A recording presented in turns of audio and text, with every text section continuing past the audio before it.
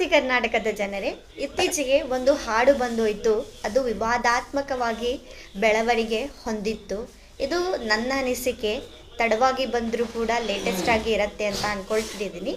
ಹಾಡು ಯಾವುದಂತಂದರೆ ಪ್ರೇಮ್ ಅವರ ಸರಸೆ ಸೆರಗ ಸರಸೆ. ನನ್ನ ಅನಿಸಿಕೆ ಏನಪ್ಪ ಅಂತಂದರೆ ಈ ಹಾಡು ತುಂಬ ಚೆನ್ನಾಗಿದೆ, ಆದರೆ ಈ ಲಿರಿಕ್ಸು ಕೂಡ ಚೆನ್ನಾಗಿದೆ. ಯಾವುದು ಕೂಡ ಡಬಲ್ ಮೀನಿಂಗ್ ಇಲ್ಲ. ಬಟ್ ಇಲ್ಲಿ ಸ್ವಲ್ಪ ಟ್ವಿಸ್ಟನ್ನು ಕೊಟ್ಟಿದ್ದಾರೆ. ಇಲ್ಲಿ ಮೊದಲನೇದಾಗಿ ಸ್ಟಾರ್ಟ್ ಮಾಡುವಾಗ ಹಾಡನ್ನು ಬಾಟ್ಲು ಮತ್ತು ಉಪ್ಪಿನಕಾಯಿ ಅಂತ ವರ್ಡನ್ನು ಸೇರಿಸಿದರೆ ಇವತ್ತಿಗೆ ಇಷ್ಟು ವಿವಾದ ಆಗ್ತಾನೇ ಇರಲಿಲ್ಲ.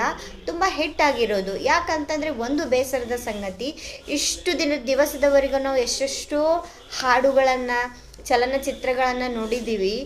ಈ ಒಂದು ಒಳ್ಳೆಯ ನಿರ್ದೇಶಕ ಪ್ರೇಮ್ ಸರ್ ಇರೋದ್ರಿಂದನೇ ಎಷ್ಟೋ ಫಿಲ್ಮ್ಗಳು ಚೆನ್ನಾಗಿ ಯಶಸ್ಸು ಕಂಡಿವೆ. ಹಾಗಾಗಿ ಇಲ್ಲಿ ನಮ್ಮ ಕರ್ನಾಟಕದಲ್ಲಿ ಇವರ ಪಾತ್ರ ತುಂಬ ಮುಖ್ಯವಾದದ್ದು. ಹಾಗೆ ಹಾಡುಗಳ ವಿಷಯ ಬಂದಾಗ ಬ್ರಹ್ಮ ವಿಷ್ಣು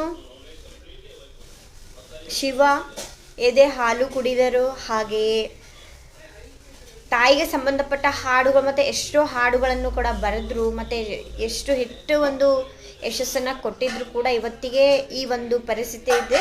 ಆದರೆ ನಾವೆಲ್ಲರೂ ಒಗ್ಗಟ್ಟಾಗಿ ನಿಲ್ಲಬೇಕು. ಇಲ್ಲಿ ನನ್ನ ಪ್ರಕಾರ ಅವರು ಯಾವುದೇ ಅಪಾರ್ಥವಾಗಿ ಹಾಡನ್ನು ಬರೆದಿಲ್ಲ, ಜಸ್ಟ್ ಒಂದು ಟ್ವಿಸ್ಟನ್ನು ಕೊಟ್ಟಿದ್ದಾರೆ. ಆದರೆ ನಿಜವಾಗ್ಲೂ ಇದನ್ನು ಒಪ್ಪಿಕೊಳ್ಳುವಂಥದ್ದೇ. ಈ ಹಾಡಿನ ಅರ್ಥ ಏನಿದೆಯಲ್ಲ ತುಂಬ ಅಶ್ಲೀಲ ಅನಿಸುತ್ತೆ. ಬಟ್ ಹೆದರೋ ಅವಶ್ಯಕತೆ ಇಲ್ಲ, ಯಾವುದೇ ಚಿಂತೆ ಪಡೋ ಅವಶ್ಯಕತೆ ಇಲ್ಲ, ಅಥವಾ ನಾವು ವ್ಯಂಗ್ಯವಾಗಿ ಮಾತನಾಡೋ ಅವಶ್ಯಕತೆ ಇಲ್ಲ.